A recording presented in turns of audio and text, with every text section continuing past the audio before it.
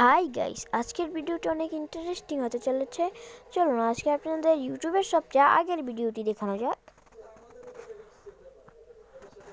দেখতেই পাচ্ছেন এখানে মি অ্যাট দি জু লেখা আছে।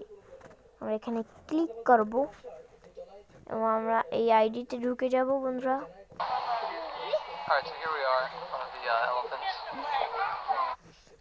বন্ধুরা আপনারা দেখতেই পাচ্ছেন